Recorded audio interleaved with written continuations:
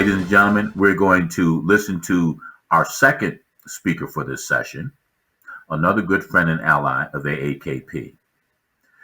Professor Agnes Fogo is currently the president of the International Society of Nephrology. Professor, I welcome you to the stage. Greetings, everybody. Thank you very much for the opportunity to address this wonderful global summit. My name is Agnes Fogo. I'm a renal pathologist and professor at Vanderbilt University Medical Center in Nashville, Tennessee, where I have spent my professional career. I am also very, very honored to recently have taken over and been elected to be president of the International Society of Nephrology, the ISN. We are a global professional association dedicated to advancing kidney health worldwide, starting from 1960, and we work through education, grants, research, and advocacy. Our main missions are really important to outline. We want to bridge the gaps of available care through advocacy and collaborations with all of our global partners. We want to build capacity in healthcare professionals through granting programs and a big focus on education and research. And very importantly for this summit, we want to connect our community. That importantly includes you, the patients, to develop a stronger understanding of the management of kidney disease. Patients are at the heart of what we do, and I should say, in this context, our kidneys are at the heart of the matter. Our patients should play a key role in driving policy and regulatory change through joint advocacy with professional associations like us, the ISN. Indeed, as a non-state actor that is in an official relationship with the World Health Organization, we support strongly the 1978 declaration based on the meeting in Alma-Ata in Kazakhstan that patient participation is a fundamental component for designing effective and sustainable healthcare systems.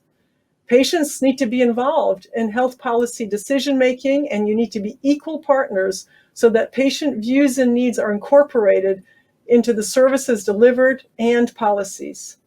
Increased patient involvement is associated with improved quality and safety of healthcare services and higher cost effectiveness and, very importantly, better health outcomes. The ISN is an international society. As the name says, we have members in 161 countries, and we strongly believe that these efforts must be applied globally and in a manner that is very cognizant and reflects the great inequities in access and quality of management of kidney disease and kidney failure faced by patients across the world. I'm sure that you know very much that the prevalence of kidney disease, of CKD, chronic kidney disease, and kidney failure is increasing all over the world. Some main forces driving this is the increase in type 2 diabetes and hypertension, obesity, and our increasing aging populations in many places of the world. Unfortunately, this prevalence is rising most rapidly in low and middle income countries because there's a significant increase in these non-infectious diseases, particularly type 2 diabetes and hypertension, including increases in infectious conditions such as HIV that can affect the kidneys, and these increases are combined with ill-equipped healthcare systems. In addition to these global problems, we also at the ISN see regional epidemics of kidney disease, particularly with increasing recognition of chronic kidney disease of unknown origin that has been prevalent in agricultural workers in several hotspots across the world. And we, the ISN, are working with patients and other groups for advocacy, understanding, and research for CKDU. I want to now cite Sir George Alain, a wonderful spokesperson designated by the WHO to be a Caribbean leader in disease related to HIV, who spoke last month at the introduction to our Global Kidney Policy Forum, which was focused on North America and the Caribbean. He said, there is a positive association between low income, low source economic status, or low educational status, and the non-communicable diseases. As a manifestation of that inequality, only 4% of people in low and middle income countries have access to kidney replacement therapy, whereas in high income countries, 60% of patients who need kidney care have access to kidney replacement therapy. This gap is increasing as the numbers of people projected to needing kidney replacement therapy will increase to 14.5 million, with projections that only 9.7 million people will receive it. Just contemplate these words by Sir George Aline. What can we do? Well, these challenges can be compounded by the relative weakness of patient organizations in these countries, which very regularly can result in the absence of kidney health from public disputation and hinder the collection of data required to develop strong evidence-based healthcare systems that can deliver what is needed. Based on these facts, we strongly welcome the opportunity to work with the AAKP and other similar organizations. We want to leverage your existing knowledge and experience base to help drive change. We want to empower local communities, and we want to support developing or nascent patient groups in lower and middle income countries so we together can reach our potential to effect change. Of course, the focus of research and innovation in these parts of the world differ very, very much compared to that available in high-income countries.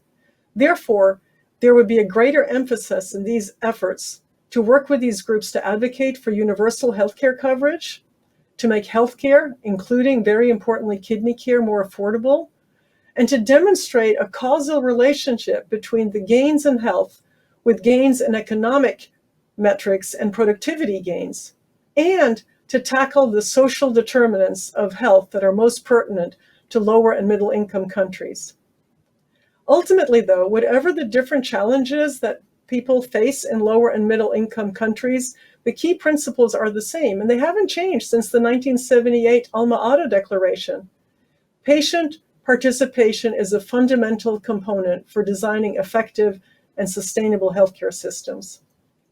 Patients, you, need to be involved in health policy decision-making as equal partners so that patients' views and needs are incorporated into the services that we deliver and our policies. Increased patient involvement, such as that which you allow and promote through the AAKP, is associated with improved quality and improved safety for healthcare services, higher cost effectiveness, and better health outcomes.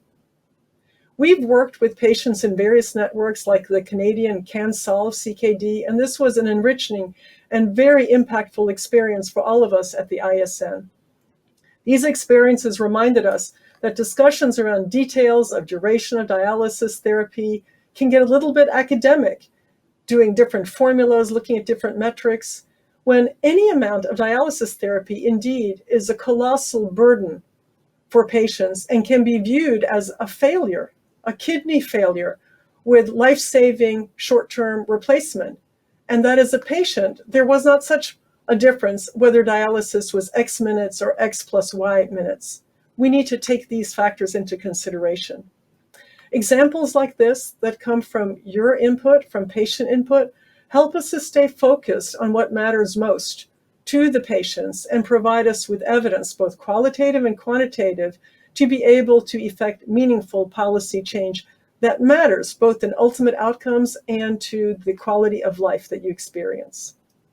Thank you very much for allowing me to give an overview of some of the pressing issues and missions and outlook for the ISN, and we look forward very much to working with you. Thank you, Professor Fogo. And we have a couple of questions for you. The first question is, AAKP and ASN have had a 9-year partnership here in the USA, where each year nephrology experts and patients conduct hundreds of meetings with U.S. congressional leaders and their staff on kidney issues such as research funding, patient care choice, and access to innovations. Over the past 2 years, we have kept this tempo up virtually during the COVID pandemic. Can you tell those listening today what you have witnessed internationally in terms of the positive influence professionals and patients can have within the government when they advocate together as a team? Thank you for that wonderful question. I'm sure you're well aware that over 3 million patients worldwide with advanced chronic kidney disease undergo dialysis. Now, these patients face a horrible dual challenge. First, they're at higher risk of infection from SARS-CoV-2, up to 20 times greater than the general population because they can't self-isolate. They need to go to in-center care for their regular dialysis. And then the second challenge is that with that exposure comes a disproportionately higher level of suffering from adverse outcomes once they do become infected with that higher risk. This results in a huge increase in risk of death compared to the age-matched hospitalized COVID-19 general population. Let me just emphasize this to you. Can you imagine an in-center hemodialysis patient, young, 20 to 39 years old, has a 432-fold increased risk compared to the general population when COVID-19 infected. And even for somebody over 80, the risk of death is 10-fold higher compared to the general non-dialysis patient. These are horrible numbers. Based on this, we wrote to the WHO's Director General in February to highlight these facts and the plight of these patients.